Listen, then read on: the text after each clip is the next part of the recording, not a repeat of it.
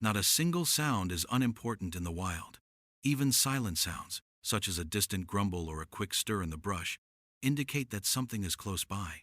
Nothing but unadulterated movement, pinpoint accuracy, and unrivaled precision. There is a deeper story of skill, patience, and control that lies behind each of these clips. Even if they may whiz by in a matter of seconds, the wild boar is not an easy animal to hunt. It is said that they are among the wild animals that are the most unpredictable. They are able to detect danger before it is obvious to the naked eye because they have a great sense of smell and hearing. Additionally, when they are running, they do not pause to check who is following them. When you look at them for a sufficient amount of time, however, you will begin to recognize patterns. They move in different ways depending on the wind. The terrain influences their responses in a variety of ways. The open fields cause them to be wary. They are bold because of the thick underbrush. You will observe some freezing in this episode, which is an indication that they have heard something or sensed what is going to happen. Those around you move quickly, but not quickly enough. And this is where the hunter's concentration is most important. There is more to this than simply activating the trigger. It is important to be aware of the potential escape routes of a boar and to be prepared for it before it does so.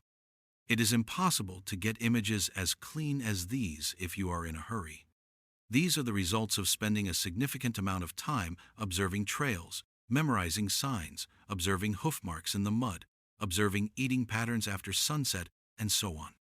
It is important for a hunter to know when to wait and when not to wait any longer than necessary. Think about subscribing if these clips speak to your passion for the subject matter, not for the sake of the numbers, but rather to demonstrate the self-control and work that goes into each shot. There is more to it than just the material. In this case, it is about respecting a custom. Give careful attention to what you are seeing. Within a fraction of a second, the body language of a pig can undergo a change. The tail flicks, the ear twitches, and the pauses in the middle of the step. Occasionally, such are indications that one is alert. On other occasions, they are simply running late. Unconsciously, they are able to survive. Instinct, on the other hand, cannot compete with preparation. This is where the true hunters discover their competitive advantage. They arrived before the wind picked up strength and before the sky underwent any changes. Just presence, with no sound or warning whatsoever. The movements of wild boars are not random. To put you to the test, they begin with quiet and then move quickly. As soon as one of them entered the clearing, the others came up behind them like a tsunami. Not dispersed, not afraid, as well as ordered and bold, as if they were more familiar with the area than we were. These are not merely animals, they are masterminds behind the damage. Wild boars are responsible for billions of dollars worth of crop damage across farmlands every year. Irrigation lines are broken, fields are ripped apart, ecosystems are destroyed, and they reproduce at a rate that is quicker than the majority of predators can catch up to them. Is it the reason we are here? This is not comparable to hunting. It's all about administration, control, and defense. In a single season, if a single sow is able to raise 20 piglets, then the situation becomes survival. No, not for us. For the sake of the land. In the first shot, there was a clean failure. The organization did not stop as a result. They were triggered by it. Using flanking and circular maneuvers, they advanced through the tree line like a well-trained squad. It's not in the wild, but smart. Via sound and instinct, we were able to monitor movement. The sound of dry trees breaking under hooves and moans reverberating low in the soil.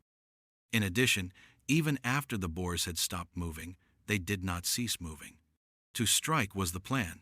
Unaware of the scope that was locked onto it, one passed by hardly more than 6 feet away from where we were standing. It hadn't gotten very far. In order to avoid such destruction in the future, it was imperative that every hit be counted.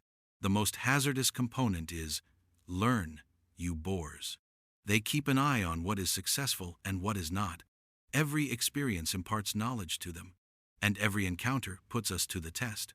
These hunts are based on the truth, as stated above. In this case, the quantity of shots is not relevant. The protection of what grows is the focus here. Between the edge of the woodland and the middle of the field, there was complete and utter pandemonium. But it was essential to do so. There had been 30 rounds fired by the time the last echo died away. Nothing to celebrate here. When it comes to prevention, this evening, we had the line held. Nevertheless, they will return. As soon as they do, we will be ready for them, along with the use of weapons, but also with a purpose. But beyond the clearings and crosshairs, another war is being waged, one fought not just with rifles, but with data. After the last echo fades and the adrenaline settles, teams return to their mobile outposts, not just to regroup, but to review. High-tech drones fly overhead, capturing aerial movement patterns. Trail cameras flash silently in the dark, collecting footage of nocturnal routes. Thermal imaging shows heat signatures deep within dense brush. This is modern wildlife control, not guesswork, but precision through surveillance. Moreover, the maps built from this intelligence aren't just for the next hunt. They're part of a broader strategy, understanding herd migrations, tracking generational shifts, and predicting seasonal behaviors. And still, none of this would matter without the wisdom of those who've walked these woods for decades. The old trackers, men who can read mud like a book, who know which tree lines boars favor after rainfall, and which valleys funnel wind just right. They are the foundation. Their instincts are not a supplement to technology. They are the benchmark. Yet, for every tool in hand and lesson learned, the emotional weight of this work lingers. These aren't joy hunts. They are decisions made with gravity. Every shot is a line crossed, a calculation of what will be spared by what must be taken. For the men and women on these teams, it's not about the hunt itself. It's about what happens if they don't act: the devastated crops, the shattered fences, the loss of native life. Ethics are not sidelined. They are central. And the stakes go beyond individual farmers or local communities. Wild boars are ecosystem disruptors. They rip through nesting grounds, devour eggs of endangered birds, and even unearth shallow amphibian habitats. In their wake, biodiversity collapses. Species that once flourished now vanish, unable to compete with a creature that fears nothing and eats everything. This isn't just animal control. It's conservation through hard choices. Meanwhile, rural economies bear the brunt. A single night raid can wipe out an entire season's worth of work.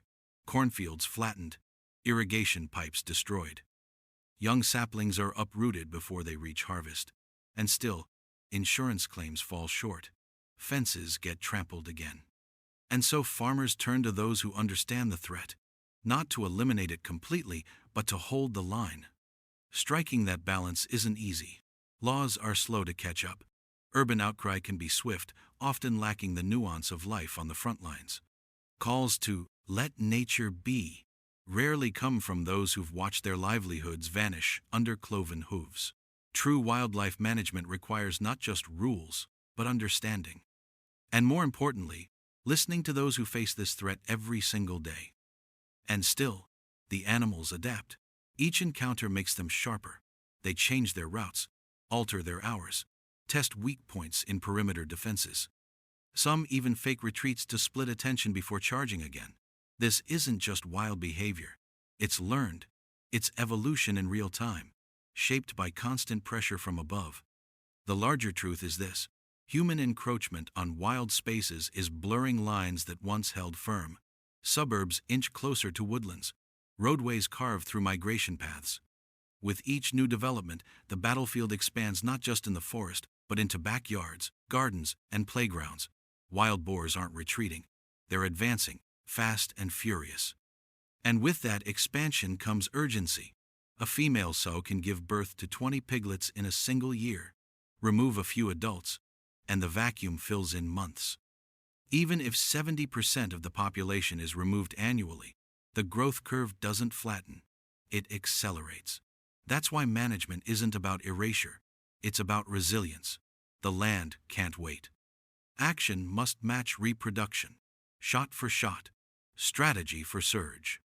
So next time you see one of these moments, a clean shot, a sudden burst from the tree line, or a boar frozen mid-step, understand it's more than a clip. It's a chapter in a larger fight. Not one of dominance, but of protection, of restoring balance, of remembering that behind every echo in the woods lies a choice made for something larger than ourselves. Because at the end of the day, this isn't about wild pigs. It's about the fields that feed us, the forests that anchor us, and the people who stand between chaos and order. No glory, just grit. No celebration, just stewardship. And when they come again, because they always do, those sentinels will still be there, waiting, watching, ready.